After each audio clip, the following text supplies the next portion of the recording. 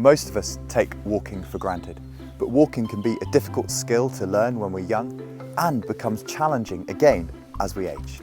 Walking involves balance, strength, coordination and mobility. My name's Daniel Lawrence, you're watching the Physiochannel, and in this video I'll show you 4 ways to walk further, faster and with more confidence. The first home exercise will improve your balance and confidence. So you just need enough space to walk 2 or 3 paces either inside or outside. With this exercise, you're going to imagine you're walking along a tightrope. So it helps to have either an imaginary line on the floor or to put some thread on the floor, as I've done in this instance, or perhaps even a line of tape on the floor. All you need to do is walk along the line, having your feet on the line or as close to it as possible. You're probably going to automatically want to look at your feet, and that's okay. That will help with your balance and coordination as you get started. To progress the exercise, perform the heel to toe walk. So touch your heel against your toes as you place one foot in front of the other. You'll notice that this exercise is immediately more challenging when you have to feel where your feet are being placed rather than looking at them. So continue to progress the exercise as best you can. There's no need to do any of those progressions. So if you're struggling, just stick to what you're doing and practice that over a number of days. If you improve, then you know that you've got something that you can progress onto. But there's absolutely no obligation to try and progress too quickly, as this can potentially make the exercise not work as well for you. So stick to what you can do, stick to what you find moderately challenging, but if it's too difficult, don't worry, just the fact that you're doing it and having a go at the exercise will make a huge difference. Let's have a look at what's coming up next. This next exercise will strengthen all of the important muscles of walking. Let's have a look at what we can achieve with this simple exercise.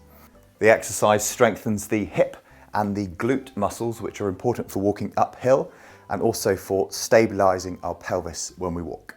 This lunge exercise also strengthens the quadriceps, which support and control the knee, especially when we're walking down steps and down hills. Your calf muscles provide some important push-off as we're walking forwards.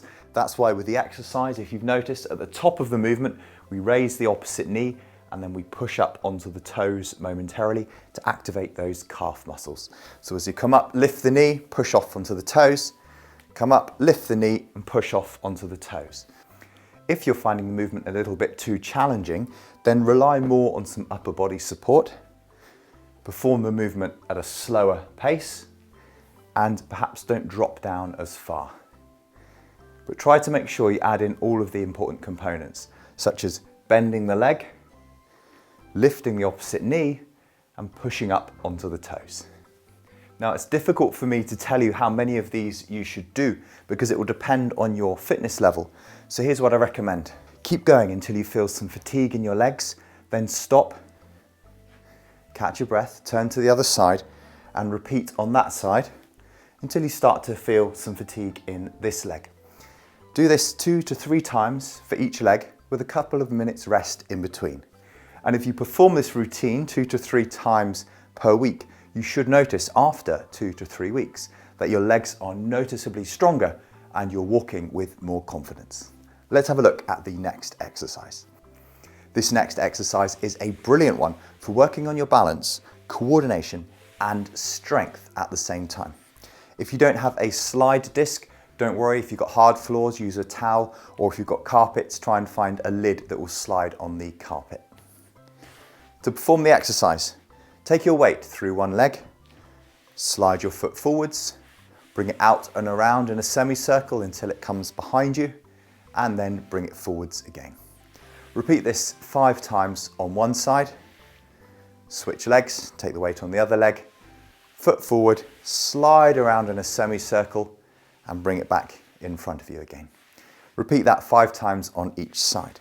If you want to progress that and make it a little bit more challenging, here's what you can do. How far forward can you slide the disc? This will require you to bend the other leg and take some more load through the muscles. How far out to the side can you take it? This will challenge your balance and coordination. Back behind you and then forwards. You can reverse by going backwards first, out and around, and back in front of you.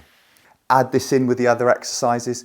Do them 2 or 3 times a week. And as I said before, after 2 or 3 weeks, you will notice a significant difference in your walking confidence, balance, and strength. For the final exercise, you'll need a chair and a space that is safe and that you are familiar with. Make sure there's nothing on the floor that you could accidentally trip over. To perform this exercise, stand up from the chair, take 1 step forwards, and then take 1 step backwards. Feel the chair behind your legs, and then sit down. To progress this exercise, you can take 2 steps forwards, and then 2 steps backwards, repeating the same distance steps, and then hopefully feeling the chair behind your legs and sitting down. If you don't feel the chair behind your legs, shuffle back until you do, then you know the chair's there and you can sit down. Walking backwards, as simple as it might be, is a commonly used tool for rehabilitation for people that are looking to get back on their feet and get walking again. So backwards walking, very helpful and effective. Just make sure you do it in a safe environment. Watch this next video to learn how to strengthen an important shin muscle, which helps you lift your foot and avoid catching your toes. Or if you're worried about losing strength as you age, then this is the video for you. Please share this video with anybody who you know who may find it helpful, and we'll see you in the next video.